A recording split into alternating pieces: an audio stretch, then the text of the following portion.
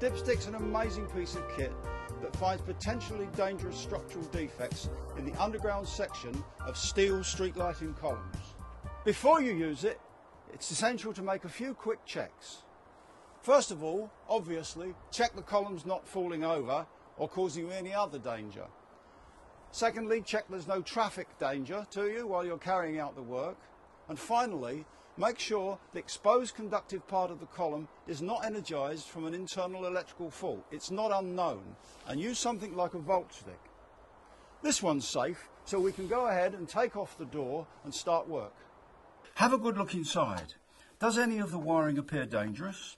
You are looking for exposed conductors, burning, damage, infestation or growth.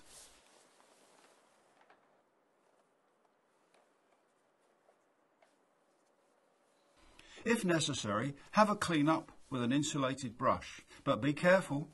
There's a lot of potential short circuit current knocking about in a simple street light.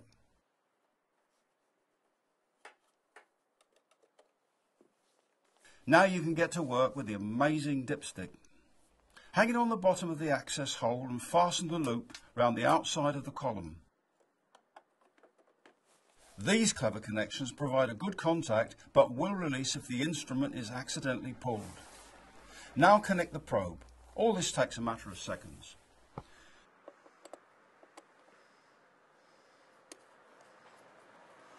Switch on dipstick, and if it's the first time you've used it that day, enter your security code.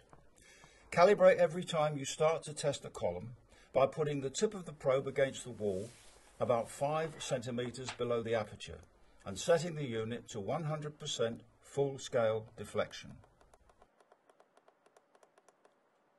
We're now ready to test this column. Move the probe down the middle of the column and watch for a reduction on the meter. This would reveal a loss of wall thickness.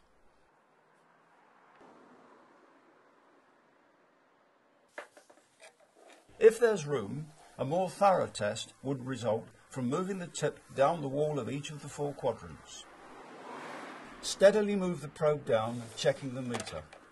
A drop to about 0 will be observed as the probe passes the cable entry hole, and then an increase back to 100% when the hole is passed. Continue to the bottom of the column.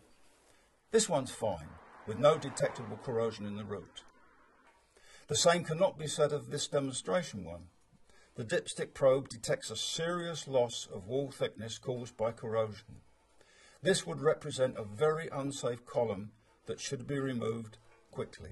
How the results are interpreted is a matter for each lighting authority, but in my view, a red fault, the most serious, would result from a thickness loss of 50% or more over an area of 30 millimeters in diameter.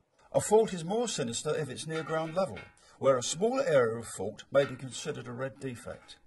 You'll become more confident as you use the dipstick and columns are removed for replacement, enabling you to visually confirm the extent of the defect. The dipstick is versatile and can be operated by reversing the polarity so the probe can be passed upwards in the column. Although it's unlikely there will be a section loss in the upper section of the column that's worse than the root, swage joints can collect moisture and suffer corrosion. That's dipstick. It's easy to use, it's accurate, and it can help you find potentially dangerous columns. I know it works because I helped design it, and it's been in use for over 10 years.